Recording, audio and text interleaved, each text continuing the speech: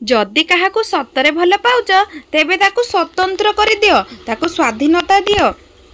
जदि सीए भी तुमको भल पाउथिबो ताकू तुम ठारू जेते भल मिलूना कहीं सी शेष में तुमर ही हेब। आज जदि ताकू जाबुड़ी रखा चेष्टा करिबो तेबे सी तुमर तो हेजिबो, किंतु दिन ना दिन से निश्चय दूरे जीव। ईश्वर चिंतन एवं योगाभ्यास एक एपरी माध्यम जहाँ आपण को केबे उदास हेबाकू देबो नहीं, कारण सकारात्मक विचार आपण को केबे भांगिबाकू देबो नहीं। जहाँ पाखरे अछि ताकू सम्मान देबा सिखंतु। जी किए बा जाने जहाँ आपण को पाखरे अछि ताकू आउ केही पाइबा पई भगवान को पाखरे दिन राति प्रार्थना करूथिबो। केही जदि आमर मंद बा आम पई खराब चिंता करूछि तांकू ताहा करिबाकू दियंतु, कारण सेही कर्म तांको कहानी रे लेखा हेबो। आमे अन्यर खराब बा मंद चिंता करी निजर कहानी काहेकि खराब करिबा। भगवान जन्म देइचंती कर्म नुहे, केवल आमर खराब व्यस्त एवं आम एपरी कर्म करिबा भगवान को दृष्टि रे आम कहानी सेपरी हेबो। तांको सम्मान देबा उचित, किंतु निज आत्मसम्मान को छोट करी नुहे। कहा सामने रे निज को एते भी छोट करी दियो नहीं कि जेपरी से तुमरा सम्मान करिबा ही भूली जिवो। केही नमस्कार कले हाथ जोड़ी मुंड नई जाए, सेते बेले तुमे मध्य मुंड नुआई नमस्कार करिबा उचित, जेपरी सम्मान रा उचित सरकार हेबो।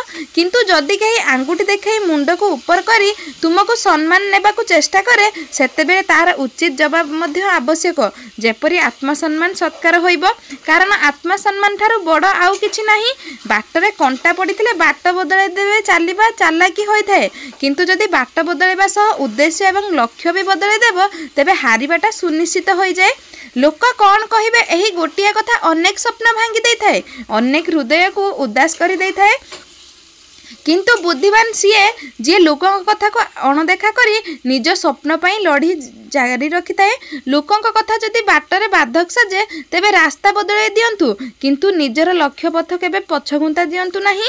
गोटी लोक कहंती भगवान बोली किछि नाही, मु माने भगवान को बिना आम अस्तित्व नाही।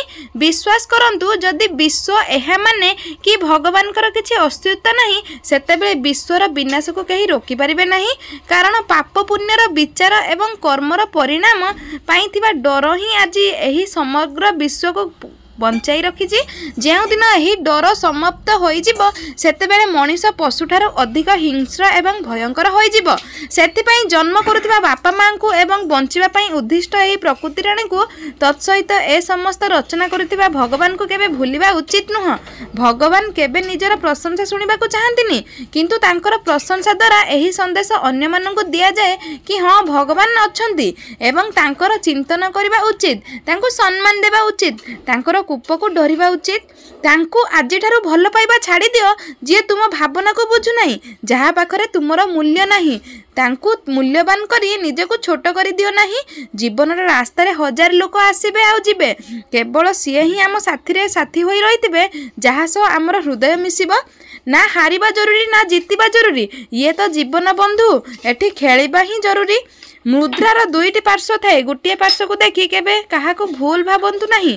बेले बेले किछि असुविधा थाए, किछि समस्या थाए, जहा को सम्मान करबा को जाई बेले बेले मनुष्य बाध्य होई जाए किछि भूल निष्पत्ति नेबा पई। जहाँ सह सच्चा प्रेम होई थाए पुणी ताकू भूलिबा को पड़ी थाए, कारण बेले बेले कथा बापा माँ तथा परिवार उपरे आसी जाए। सेथिपई केबे एकथा भाबंतु नहीं कि तांको हृदय प्रेम नथिला बोली सी छलना करुथिबे बोली। झियो हेउ बा पुओ काहाको एते भूल भाबिबा पूर्व एकथा थरे निश्चय भाबंतु, होई पारे सी तुमठारु अधिक तुमर प्रेम करि थाई पारंती। परिस्थिति चापरे प्रेम को छाड़ी निज सारा जीवन पई लुह को निजर करि नै थांती। धोकाबाज कहि ताको गाली देबो नहीं, होई पारे तुमठारु अधिक कष्ट रे सी थाई पारंती। जीवन रे दामी एवं सस्ता उभय प्रकार रे लोक आसंती। दामी लोक जीवन रे खुशी भरी दियंती, आउ सस्ता लोक जीवन को वास्तव रे किपरि बंचिबा को हुए ताहा सिखै दियंती। प्रेम जिद्दी रे नुहे, प्रेम भाग्य रे थिले मिले। सेथिपई तो दुनियार मालिक राधा बिना अधा रही गले। मनीष एही दुईटी स्थान रे बारंबार हारी जाई थाए, गोटे ता प्रेम पाखरे, द्वितीयटी ता परिवार पाखरे। प्रेमर अनुभव टिके नियारा होई थाए। प्रेम दूर रे थिले भी भावना रे पाखरे थाए। ଧୋକାବାଜ ନୁହେଁ ମୁଁ ଏମିତି ଭୁଲିଯିବି। ମୁଁ ଚୁପ୍ ଅଛି କାରଣ ତତେ ପାଇବାର ବାଟ ଖୋଜୁଛି। କାରଣ ତୁ ନ ଜାଣିଲେ ବି ମୋ ହୃଦୟ ଜାଣିଛି ମୁଁ ତତେ କେତେ ଚାହୁଁଛି। ସଚ୍ଚା ପ୍ରେମ କ'ଣ ହୋଇଥାଏ ଏକଥା କେବଳ ସିଏ ବୁଝିପାରିବ ଯିଏ କାହାକୁ ବହୁତ ପ୍ରେମ କରିଛି ପୁଣି ତାକୁ ହରେଇ ଦେଇଛି। କାହା ପାଖରେ ଅଧିକ ଆଶା ରଖ ନାହିଁ, ନହେଲେ ତୁମେ ଦୁଃଖରେ ରହିବ ଆଉ କାହାକୁ ବି କିଛି ଫରକ ପଡ଼ିବ ନାହିଁ। ଅନ୍ୟମାନେ ତୁମ ବିଷୟରେ କ'ଣ ଭାବୁଛନ୍ତି ତାହା ଜରୁରୀ ନୁହେଁ, କାରଣ ତୁମେ ନିଜେ କ'ଣ ତାହା ତୁମେ ନିଜେ ଭଲସେ ଜାଣିଛ। କାହାକୁ କୈଫତ ଦେବାର ଆବଶ୍ୟକତା ନାହିଁ। ମଣିଷ ବିନା କାରଣରେ ନିଜେ ଦେଇଥିବା ଇଜ୍ଜତ ଏବଂ କାହାଠାରୁ ପାଇଥିବା ବେଇଜ୍ଜତ କେବେ ଭୁଲି ପାରିନଥାଏ। ଯାହା ସହ ଆପଣଙ୍କର ରହିବାକୁ ପସନ୍ଦ କରନ୍ତି ତାଙ୍କ ସହ ରହିବା ପାଇଁ ଗୋଟିଏ ବାହାନା ତ ନିଶ୍ଚୟ ମିଳିଯିବ, କିନ୍ତୁ ଯାହା ସହ ରହିବା ପସନ୍ଦ ନୁହେଁ ତାଙ୍କୁ ସହିତ ନ ରହିବା ପାଇଁ ହଜାରେ ବାହାନା ମିଳିଯିବ। କାହାକୁ ଏତେ ସମୟ ବି ଦିଅ ନାହିଁ କି ସିଏ ଆପଣଙ୍କୁ ଫାଲତୁ ଭାବି ନେବ। ସଚ୍ଚା ପ୍ରେମ କରୁଥିବା ମଣିଷ ଅଧିକ କହି ହୁଅନ୍ତି ନାହିଁ, କିନ୍ତୁ ପ୍ରେମ ପାଇଁ ଅଧିକ ଚିନ୍ତା କରିଥାନ୍ତି। ଦେଖେଇ ହୁଅନ୍ତି ନାହିଁ, କିନ୍ତୁ ପ୍ରେମ ପାଇଁ ବହୁତ ବ୍ୟସ୍ତ ହୋଇଥାନ୍ତି। କାନ୍ଦିଲେ ମଣିଷ ଦୁର୍ବଳ ହୋଇଯାଏ, ଏହା ଭୁଲ। ବରଂ କାନ୍ଦି କାନ୍ଦି ନିଜକୁ ସମ୍ଭାଳୁଥିବା ମଣିଷ ଶେଷରେ ବହୁତ ମଜବୁତ ହୋଇଯାଆନ୍ତି।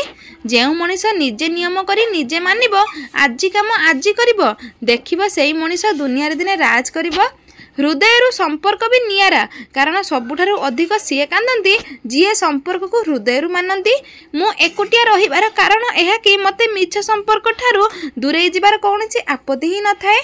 ଭିତରୁ ମଣିଷକୁ ସମ୍ପୂର୍ଣ୍ଣ ଭାଙ୍ଗିକି ରଖିଦେଇଥାଏ ସେହି ଲୁହ ଯାହା ରାତିରେ ଅନ୍ଧାରରେ ନିରୋଳାରେ ବହିଯାଇଥାଏ। କେବେ ତାଙ୍କୁ ବି ଭଲ ପାଇକି ଦେଖ ଯିଏ ବିନା ସ୍ୱାର୍ଥରେ ତୁମକୁ ଭଲ ପାଆନ୍ତି। ସମୟ ବହୁତ କିଛି ଶିଖାଇ ଦିଏ, ଲୋକଙ୍କ ସହ ବଞ୍ଚିବା ଆଉ ଲୋକଙ୍କ ବିନା ବଞ୍ଚିବା ବି। ନିଜ ଉପରେ ବିଶ୍ୱାସ କରିବା ଶିଖିଯାଅ। ଲୋକ କେତେ ବି ବିଶ୍ୱସ୍ତ ହୋଇଥାନ୍ତୁ, ଦିନେ ବିଶ୍ୱାସ ଆଉ ହୃଦୟ ଭାଙ୍ଗି ବି ହିଁ ଦିଅନ୍ତି। ତୁମେ ଆଗରୁ କାହାକୁ ଭଲ ପାଇଛ କି ନାହିଁ ଏହି ପ୍ରଶ୍ନ ନିଶ୍ଚୟ ସିଏ ପଚାରିବ ଯିଏ ତୁମକୁ ମିଛ ପ୍ରେମ କରିବ। କିଛି ଲୋକ ତ ଏତେ କମଜୋର ହୋଇଥାନ୍ତି କି ଯେତେବେଳେ ରାଗ ଆସିବା କଥା ସେ କାନ୍ଦି ପକାନ୍ତି। ବୟସରେ ଛୋଟ ହେଉଥିବା କି ବଡ଼, ବାସ୍ତବରେ ସିଏ ହିଁ ବଡ଼ ହୋଇଥାଏ ଯାହାର ହୃଦୟ ସମସ୍ତଙ୍କ ପାଇଁ ସମାନ ସ୍ନେହ ପ୍ରେମରେ ଭରା ହୋଇଥାଏ। ଇଜ୍ଜତ କେବେ କୌଣସି ମଣିଷର ହୋଇନଥାଏ। ପ୍ରକୃତରେ ଇଜ୍ଜତ କେବଳ ଆବଶ୍ୟକତାର ହୋଇଥାଏ। ଆବଶ୍ୟକତା ଶେଷ ତ ଇଜ୍ଜତ ବି ଶେଷ। ସ୍ୱପ୍ନ ଦେଖିବାଟା ଭୁଲ ନୁହେଁ, କିନ୍ତୁ ସ୍ୱପ୍ନକୁ ଭାଗ୍ୟ ହାତରେ ଛାଡ଼ିଦେବା ନିଶ୍ଚୟ ଭୁଲ ହୋଇଥାଏ। ଗୋଟିଏ ଇଚ୍ଛା ଥିଲା ତୁମ ସହ ଜୀବନ ବିତେଇବାର, ନହେଲେ ଭଲ ପାଇବା ନା ଆଉ କାହା ସହ ବି ହୋଇପାରିଥାନ୍ତା। କେବଳ ହାତ ଧରିଦେଲେ ଭଲ ପାଇବା ହୋଇଯାଏନି, ଏମିତି ସାରା ଜୀବନ ପାଖାପାଖି ରହିବା କଥାକୁ ହିଁ ଭଗବାନ କୁହାଯାଏ। ପ୍ରେମରେ ଯଦି ଲୁହ ଆସିଯାଏ ତେବେ ବୁଝିଯାଆନ୍ତୁ ପ୍ରେମ ସଚ୍ଚା ବୋଲି।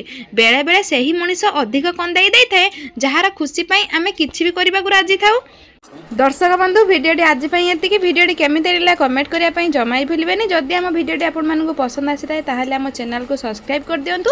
ଭିଡ଼ିଓକୁ ଲାଇକ୍ କରନ୍ତୁ, କମେଣ୍ଟରେ ଜଣାନ୍ତୁ ଭିଡ଼ିଓଟି କେମିତି କ'ଣ ଲାଗିଲା। ଆଉ ଆଶା କରୁଛି ଆପଣମାନେ ଭଲରେ ଥିବେ। ମୁଁ ବି ବହୁତ ବଢ଼ିଆ ଅଛି। ରହୁଛି, ନମସ୍କାର, ଜୟ ଜଗନ୍ନାଥ। ପୁଣି ଦେଖା ହେବ ଆଉ ଗୋଟେ ନୂଆ ଭିଡ଼ିଓରେ। ସେତେ ପର୍ଯ୍ୟନ୍ତ ଆପଣମାନେ ଭଲରେ ରୁହନ୍ତୁ ଆଉ ଖୁସିରେ ରୁହନ୍ତୁ। ଜୟ ଜଗନ୍ନାଥ, ଓମ୍ ନମଃ ଶିବାୟ। ରହୁଛି, ନମସ୍କାର, ଜୟ ଜଗନ୍ନାଥ।